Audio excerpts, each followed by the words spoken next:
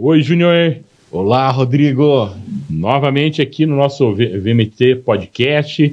Mas hoje a gente tem algo diferente para apresentar aqui para o nosso telespectador, para o nosso pessoal que nos acompanha, né, Júnior? Sempre a gente trazendo conteúdo relevante, né? E hoje, Rodrigo, eu tô animado aqui porque temos uma pessoa de expressão aqui nacional, né? Que relevante no mercado imobiliário, né? E alguém que é uma referência aí para os corretores, né? A gente já falou aquele dia na live, a gente acabou conversando, né? Porque não tem como não chamar aqui o jargão mais conhecido, né? My darling. Nós estamos aqui hoje com o Ricardo Martins. Seja muito bem-vindo. Que isso é uma honra para mim, gente. Obrigado. Muito bem-vindo aqui. Ricardo, a gente esteve participando aqui desse evento que é o VMT Summit, né? Nós tivemos aí com 400 corretores reunidos aqui. Turma boa. Turma boa. Demais, energia lá em cima. Galera muito animada, querendo aprender, né? Gente com sede de conhecimento e de negócio também, né? Gosta de ganhar dinheiro, né? Bom, isso, né? E isso é a tônica do mercado imobiliário. Ou o que é? A tônica é ganhar dinheiro. Mas antes, deixa eu voltar um pouquinho aqui, uma pergunta.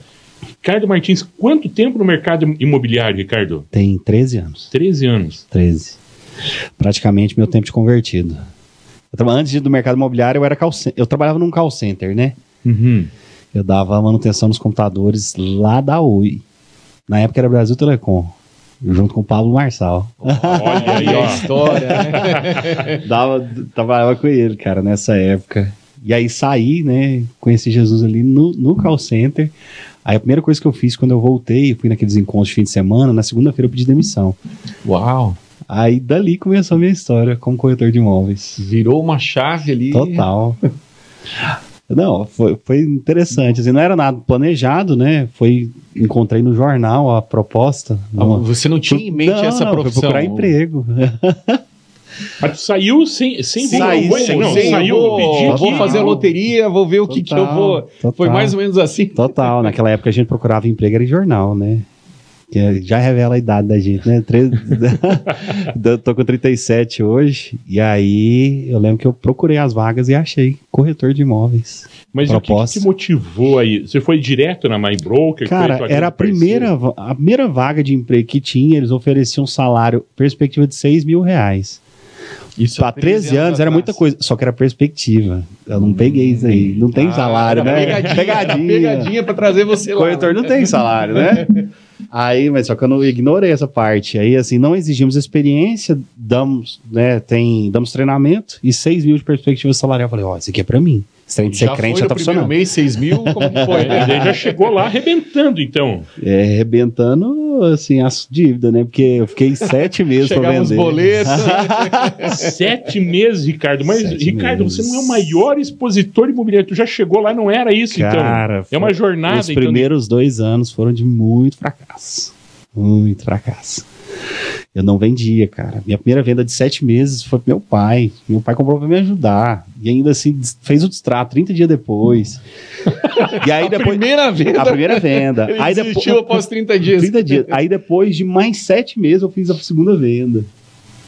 Então eu fui muito mal no começo da profissão, cara. Foi péssimo.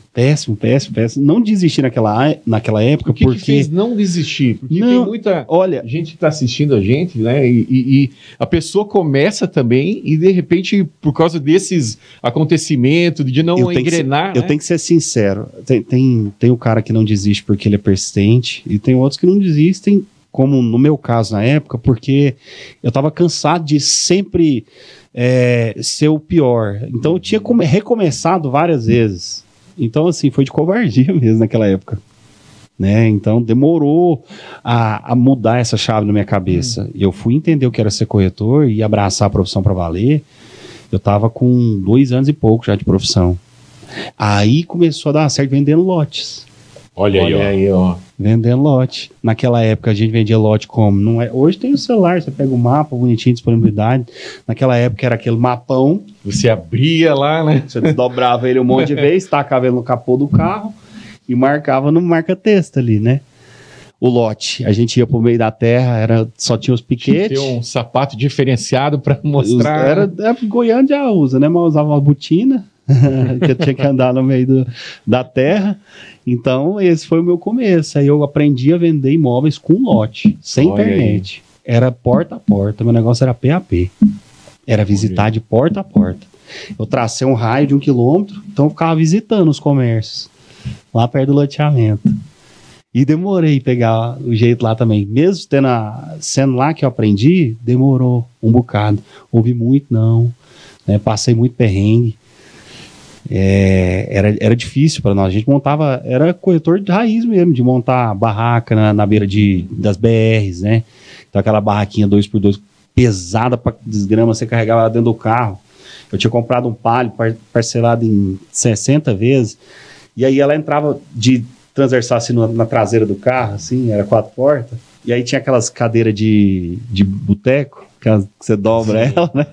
E aí eu saía montando elas na BR, né? Pegava plantão dentro do loteamento, no meio da terra. Então foi esse o meu começo, cara. A internet foi entrar na minha vida, eu já tava com quase 4 anos de profissão. Aí que eu comecei a fazer vídeos imobiliários e tal. Olha só. Então, essa construção porque o corretor, né, Ricardo, ele sempre tem esse lugar, que é uma carreira de construção, né? Igual dentista, igual médico, né? Eu não me estabeleço. Numa hora, fiz o curso, não serei reconhecido automaticamente. Mas além da perseverança que você falou aí de você persistir, também teve técnica, teve aprendizado. Quando você nos apresentou aqui a palestra, o marketing imobiliário, o marketing já fazia parte disso, não tão claramente? Como que era? Não, no começo eu não trabalhava muito bem o marketing, não. No começo era trabalho braçal mesmo. Então eu apostava em volume. Uma coisa, eu sempre, assim, desde essa época eu adquiri, que era uma persistência muito grande em fazer ações repetitivas. Então, eu tinha entendido que eu precisava de visitar comércios. Então, eu traçava, como eu disse, eu tracei um raio, eu precisava todo dia visitar os comércios da região, né? Então, eu visitava, se eu não me engano, era 10 comércios no período da manhã. Então, cada comércio que eu ia ali, eu encontrava 3, 4 pessoas, às vezes até mais. Né? Então, dentro desse trabalho, eu lembro que eu andava com camiseta do loteamento, então eu era morenaço daqui pra cá, assim, o pescoço, tipo a cara, ficar no sol. Porque é muito quente Goiânia, então eu ficava andando, gastando sola de botina. E eu ficava andando, pegava os panfletinhos, colocava debaixo do braço e chegava nos lugares. Eu tinha uma técnica que era... Aqui já era talvez o começo de alguma coisa a ver com marketing. Eu fiz uma ficha, como se fosse uma pesquisa de BGE, que eu conversava com as pessoas. Você já tem imóvel? Como se eu estivesse fazendo uma pesquisa. Meu nome é Ricardo, tudo bem? Sempre sorridente. Né? Naquela época eu não tinha uma aparência ameaçadora, então eu era nerd, assim, bem aquele cara do óculos que aparece lá nos vídeos que você posta. Então eu era, tipo assim, sorridente, porque às vezes o cara chega na sua casa, ainda mais que era uns bairros mais afastados, né? Nem todo mundo era receptivo, mas eu tinha uma cara de bonzinho, então o pessoal me recebia. E aí eu ouvia muito não. Então o meu trabalho era mais braçal mesmo. Quanto mais eu falava com gente, mais eu sabia que eu converter no final do mês. Então eu chegava a falar com 500 pessoas, né? Aí 500 pessoas para fazer lá 5, 6 vendas, alguma coisa assim. Você entrou num assunto aí que eu acho que muito interessante, porque a pessoa quando ouve não, né, e a gente parece que a profissão do corretor, ele tem que aprender a ouvir muitos não nos dias. Demais. Porque se ele não está ouvindo não, quer dizer que ele não está progredindo, né? Exatamente. E como que você reagiu com isso? Foi normal no começo? Ou você teve que... o teu emocional, como que faz isso para o corretor entender que isso é normal e o objetivo para ele chegar, ele precisa passar por esse processo, né? Eu já dei aula de TTI também. Eu dava aula de marketing imobiliário no TTI. E aí eu ensinava isso desde o começo, porque eu aprendi muito cedo. Peguei até HP aqui. Eu fazia conta de quanto que custava meu não. Então, eu tipo, hackeei meu cérebro.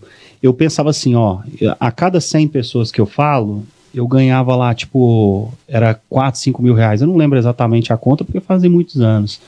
Mas aí eu fazia a conta, ó, então eu tive que ouvir 99 nãos para ganhar isso aqui. Quanto que custa cada não que eu ouço? Aí fazia a conta, dava tipo R$100, um negócio assim. Então eu ligava para as pessoas, já tava com a cabeça hackeada. Eu ligava, eu ouvia não, na minha cabeça computava, sem conta. Tá mais próximo, perto, mais R$100, perto. R$100. Então são mecanismos que eu fui desenvolvendo na cabeça através de PNL, Programação Neurolinguística. Eu comecei a ler muito nessa época.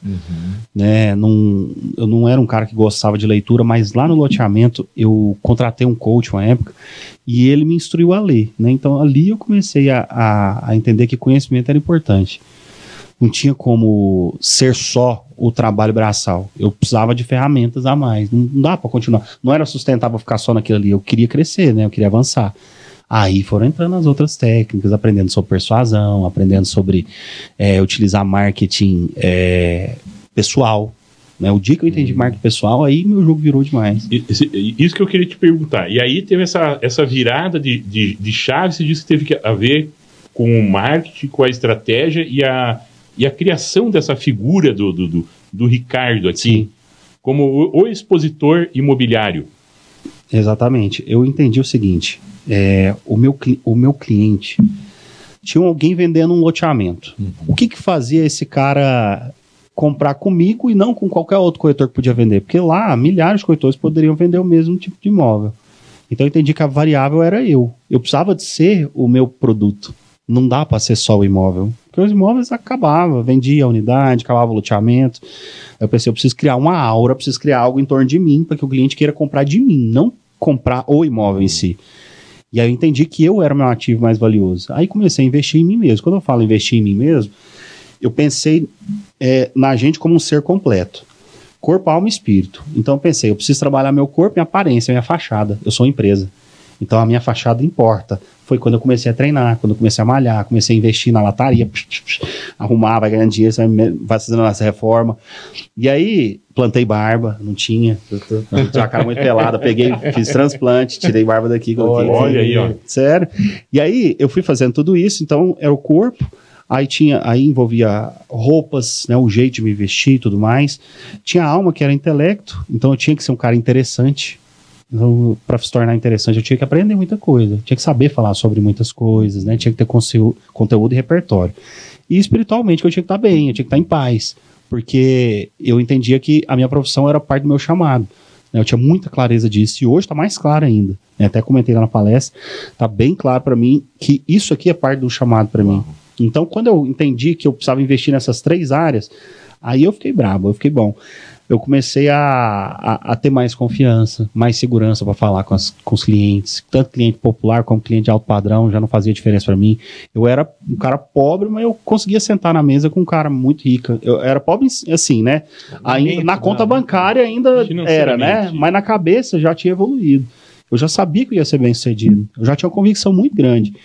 Então eu tinha confiança, né, investir em mim mesmo. Aí entrar nas redes sociais.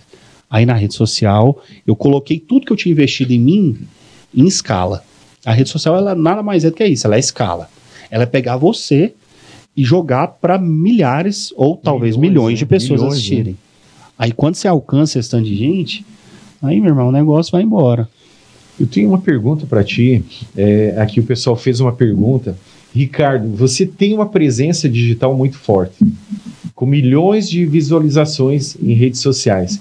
Como você enxerga o papel das mídias sociais na transformação da carreira de um corretor de imóveis hoje?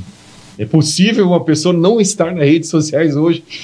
Olha, é possível. Eu não posso chegar aqui, ser imprudente da minha parte, dizer que não tem corretor bem sucedido sem redes sociais. Tem. Eu conheço corretor low profile, que a gente chama, né, que é o cara que não gosta de aparecer. Talvez ele nem tenha Instagram, mas muito bem sucedido, né? Com esse cara ganha milhões. Só que esse é o caminho mais difícil.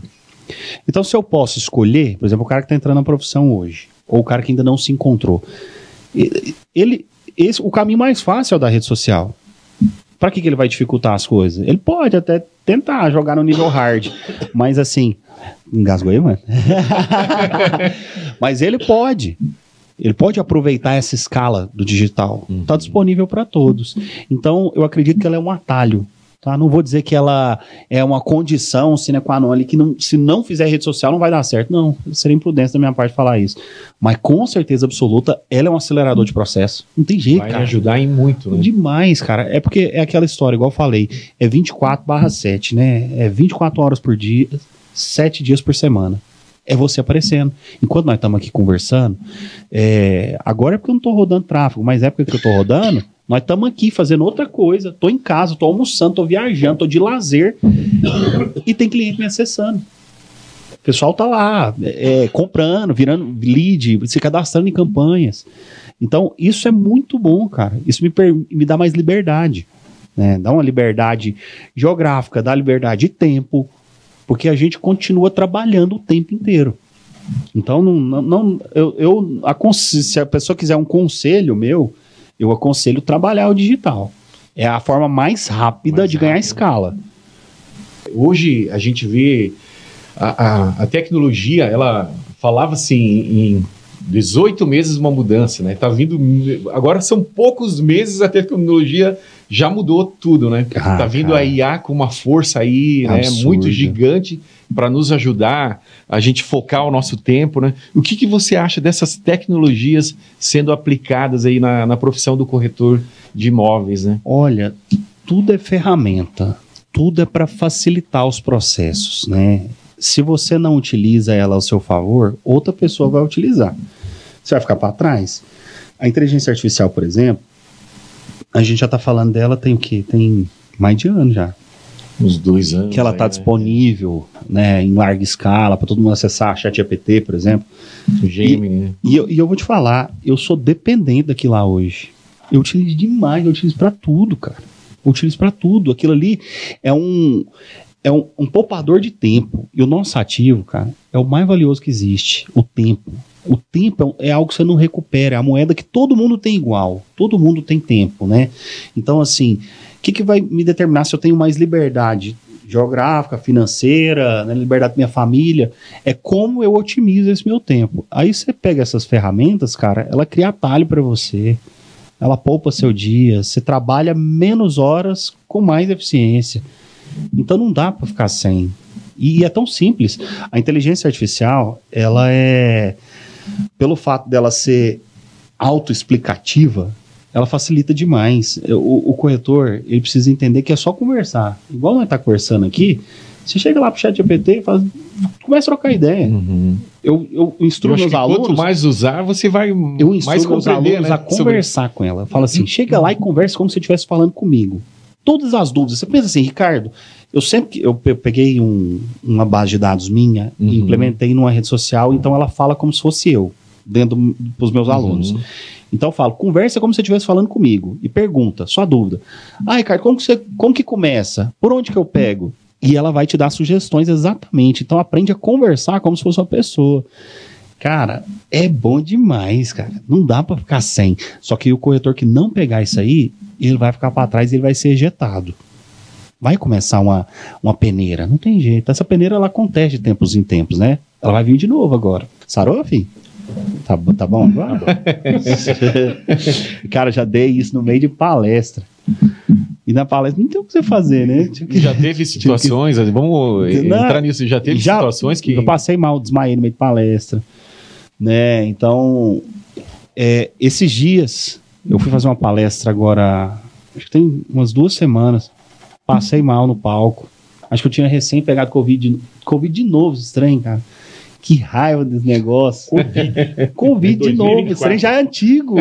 Você já tá ultrapassado. Já tô esperando uma outra doença nova, né? E aí, eu peguei, tava com a ressaquinha dela, cara. Aí, no meio do palco, eu falei, Vanessa, sorte que minha esposa tá comigo. Falei, meu bem, pega uma cadeira que eu tô sentindo mal. Gente, vocês me perdoam, eu tô sentindo mal. E aí, sentei e fiz a palestra sentado, cara. Até agora eu tô meio me recuperando esses dias pra cá, mas eu cheguei aqui e falei pra vocês, eu tô tomando antibiótico, tô meio baqueado. Só que o que eu aprendi, cara? No meio de palco e redes sociais, eu aprendi a abraçar os erros. Tipo, quando dá uma coisa errada, eu não importo não, mano. E vejo que você é espontâneo, assim, natural. Eu não importo. Se der um erro, eu faço uma graça, peço pra sentar, peço desculpas. Se precisar, eu saio do palco, volto lá, como um pão de queijo, volto. Quando eu tô passando mal, assim, alguma coisa. Não tem dessas frescuras. Não tem frescura. E foi por causa dos vídeos. O que acontece? Nos vídeos, eu começava a gravar, e aí eu era muito perfeccionista no começo. Eu começava, gravava, não dava certo. Um vídeo de 2 minutos, gastava 2 horas para fazer. E eu não tinha esse tempo. Aí eu tive que me desapegar disso. Aí quando eu comecei a abraçar os erros, então eu tava falando, eu tropeçava na voz, eu falava, opa, não empurra não. Então eu fazia uma graça e já continuava. E já fui falando.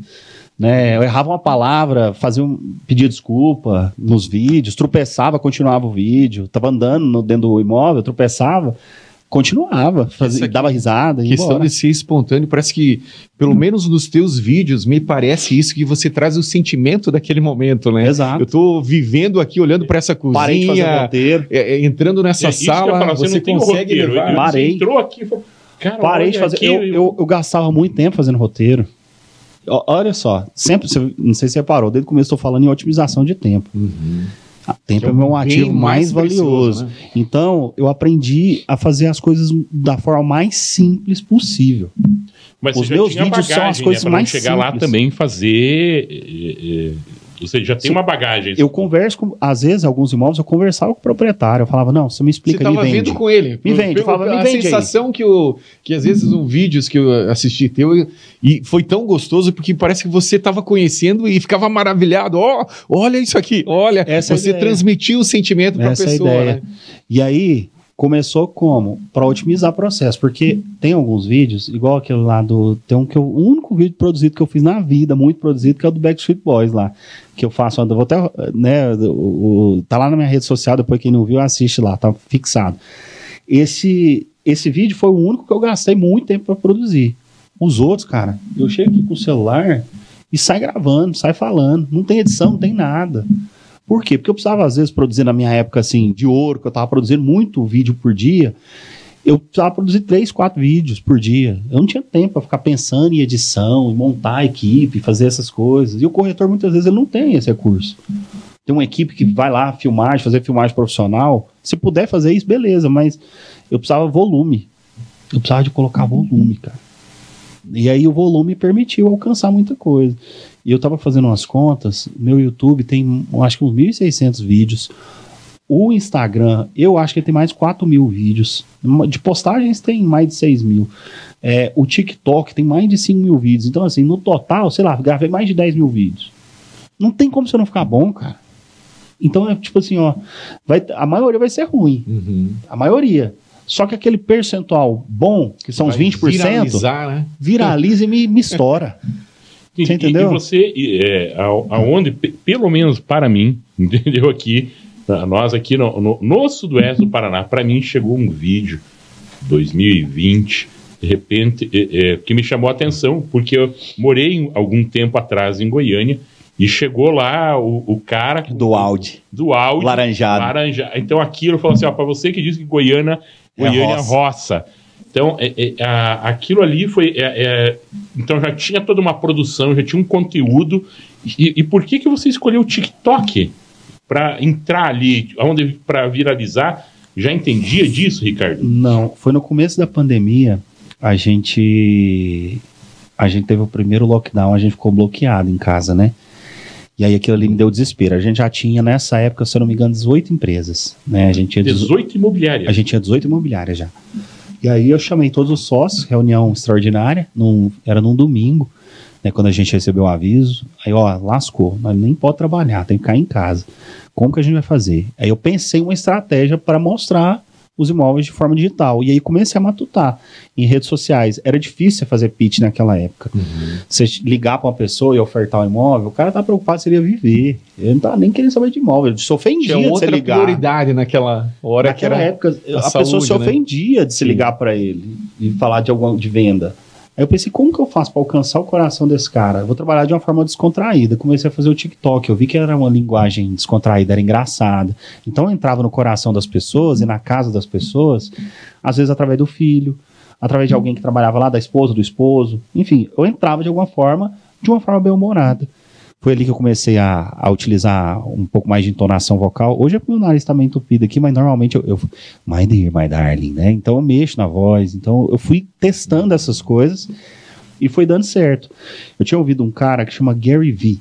Ele é uma das maiores autoridades em marketing do mundo, né? E aí ele falava, 1 ano antes ele vinha falando, ó, TikTok é a próxima rede, TikTok é a próxima rede. Eu não dei ouvidos.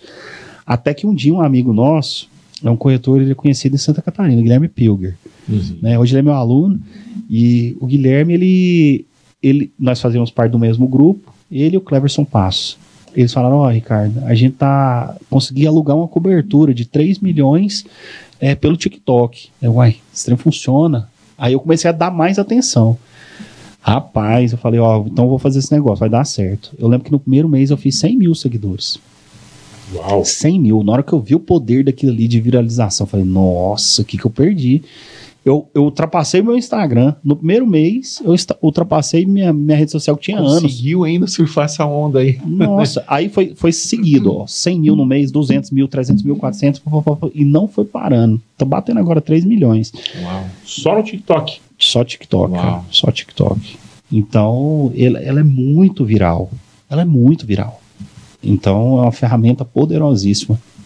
Que era de lazer, né? Uhum. E você falou muito aqui da equipe, das coisas. Então, a gente olha aqui que tem... o Ricardo, lógico, foi se construindo aqui com conhecimento, você falou, teve uma transformação. Mas também teve uma equipe ali, nesse processo aqui, você expunha, o expositor está fazendo isso daqui, mas tinha uma equipe que te acompanhava, que te assessorava. Existiam processos claros, então, ali dentro desse... O que acontece? Nessa época, eu era sócio da MyBroker ainda, eu cuidava da parte de produção, né? E os meninos eram bons para fechar. E isso foi sempre. Eu era muito bom em prospectar a gente. Minha capacidade de fechamento, ela foi melhorando, óbvio. Você vai passando muitos anos, você vai pegando técnica de fechamento, você vai melhorando. Só que meu forte nunca foi fechar. Eu não era um bom fechador, eu era um bom prospectador. Então eu atraía muita gente. Então o que eu fiz? Eu falei, vou fortalecer aquilo que eu já sou bom. Porque se eu ficar tentando corrigir aquilo que eu sou ruim, eu vou ficar meio medíocre, né? Então, tipo assim, eu vou ficando sempre na média. Eu vou pegar o que eu já sou top e vou ficar extraordinário. E aí eu comecei a focar nisso. Então eu tinha um background de suporte muito grande. Então eu tinha lá, sei lá, quando eu saí agora eu tinha 3 mil corretores, né, na MyBroker. Então quando eu fazia um vídeo viral e eu fazia uma campanha, que eu gerava às vezes 5 mil leads, 6 mil leads, eu distribuía para 3 mil pessoas. Cada um ligava para 2. Então parecia muito lead, mas é porque assim, quando você diluía para todo mundo, era pouca coisa. Então eu tinha muitos braços, né? Eu tinha muita capilaridade. E aí depois eu comecei a fazer alunos, cara. Aí dos alunos, ainda faço muita venda com aluno. Alunos são hoje 15 mil. Eu tenho 15 mil alunos, cara, pagantes, assim, matriculados. E que não são pagantes, aí some de vista, né? Meu curso é um dos mais pirateados do país. Nem é de corretor. Tô falando assim, em cursos em geral, o meu é um dos mais pirateados do país. Então, eu tenho alunos aí que acham que é meu aluno, mas na verdade ele está consumindo um pirata, mas sei lá, eu chuto aí uns 30 mil pessoas, 30 mil corretores, né? Então é muita gente, muita gente. Então eu tenho muitos braços, cara. Eu sempre fui um cara assim que eu não era o melhor em muitas coisas, né? Mas eu sempre fui cercado de muita gente boa. Então eu tinha um sócio que era excelente com finanças, e eu sou péssimo com finanças. Eu tinha um sócio que era muito bom em técnicas de controle de objeção. Eu tinha um outro que era excelente em network. Eu não sou o cara do network, mas eu sou o cara dos vídeos e das redes sociais. Então eu sei reconhecer onde eu sou bom, e onde eu não sou, cara, eu saio pegando gente. O Fernando, né, anda comigo pra cima e pra baixo. O Fernando, ele é mestre em negociação e network. Então assim, eu saí aglutinando essas pessoas, né? Então, sozinho eu não teria chegado aqui de jeito nenhum. Olha que legal. Impossível. E essa é uma característica que chamou a nossa atenção aqui, né, da VMT, porque isso revela também o teu caráter, assim, a humildade, né? Porque às vezes a gente quer dizer, eu sou bom nisso, né? E na verdade você está chegando aqui, ó, eu sou bom nisso e eu estou alavancando isso que eu sou bom, mas eu estou me cercando de pessoas que são também boas para produzir uma coisa melhor ainda, cara, né? Isso é o lance. Que precioso esse insight, né? Do que o corretor precisa ter. Entender, né? Entender isso também, cliente, né? E com outros também, né? E fazerem parcerias, cara, né? sempre fui de parceria. Até quando eu era corretor autônomo. Porque teve uma época que eu fui autônomo. Depois que eu saí lá do loteamento, eu abri um escritóriozinho, né? Chamava Amigo Corretor. Então, acho que 70% das minhas vendas eram parceria. Eu gostava de fazer parceria. Eu preferia ganhar metade de um monte de coisa do que ficar tentando fazer sozinho. Então, eu sempre gostei disso, cara. Então, isso aí é algo que eu abracei. Falo muito sobre parceria. Todo lugar que eu vou, eu falo, corretor, o seu colega ali não é concorrente, ele é um parceiro. Tira isso da sua visão, porque senão você está perdendo negócio. Comece a enxergar o cara como alguém que vai fazer negócio contigo. Não alguém que vai tomar cliente seu. Senão você vai ficar na defensiva o tempo inteiro, vai ficar agressivo. Então, enxerga a pessoa como um potencial parceiro para fazer negócio. Aí sai ganhar dinheiro com todo mundo junto. É bom demais, cara. Olha só, mas isso é uma parte, né, Júnior, aqui da visão da empresa, de conectar, de fazer... Essa é uma visão nossa, né, da empresa, de parcerias, né? E Ricardo, a VMT trouxe você aqui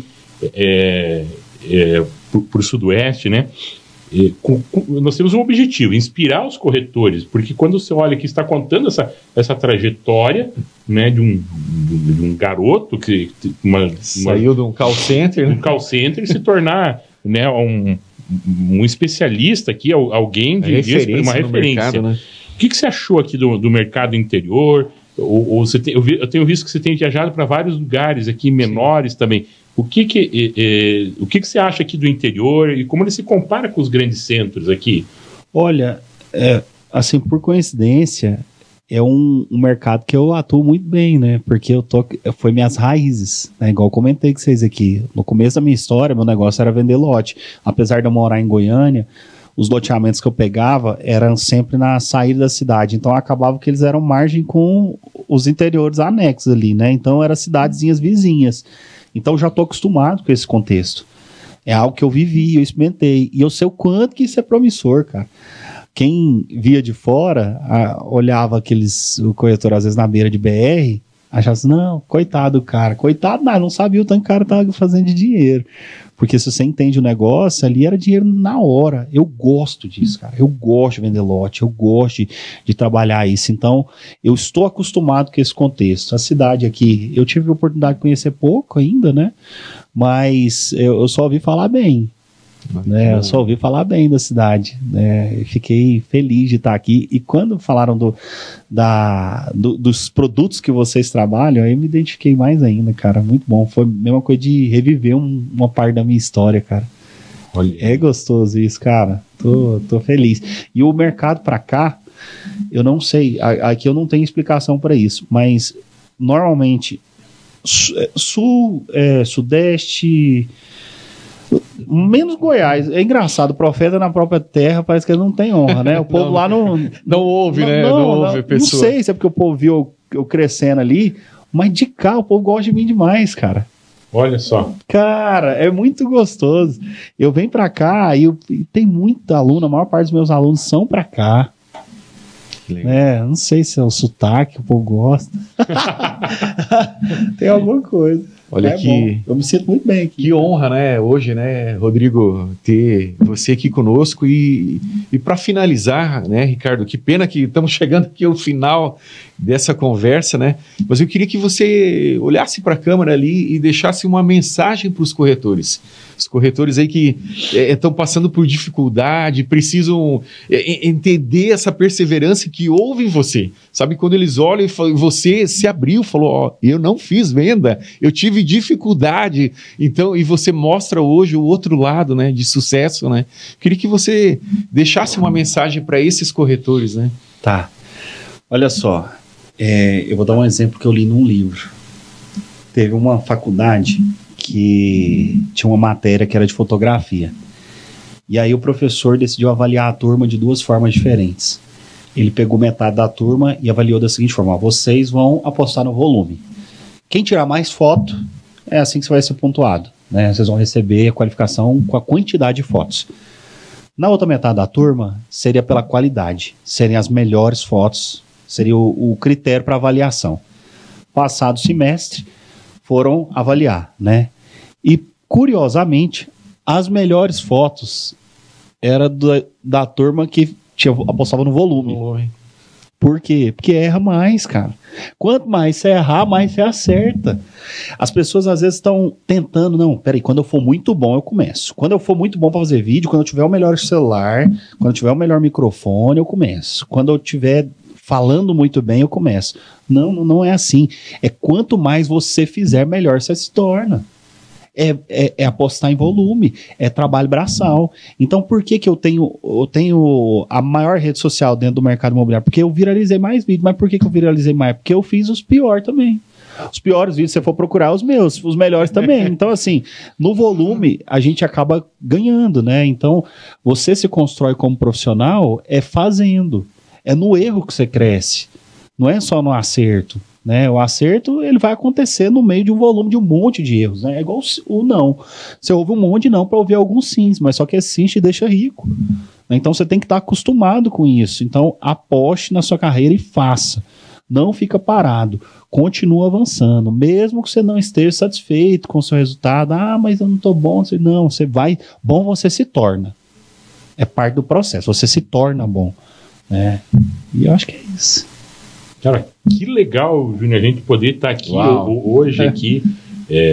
Ricardo, muito legal. Cara, a gente ficou aqui, estava conversando aqui, porque tem às vezes, como você falou, uma aura, mas às vezes vende esse personagem, mas, gente, é uma pessoa extremamente tímida, por incrível que pareça. Sou quieto, sossegado, fico calado. Parece mineiro, não parece goiano, gente. É primo, né? Mineiro é primo, goiano. Né? Mas foi que aula, né, Júnior, aqui pra gente. E espero que os corretores aqui da região, o corretor que está assistindo a gente, possa realmente aproveitar todas essas dicas, né? Isso aí, foram valiosas. Muito obrigado. Que isso. Ricardo, prazer aqui estar contigo. Aú.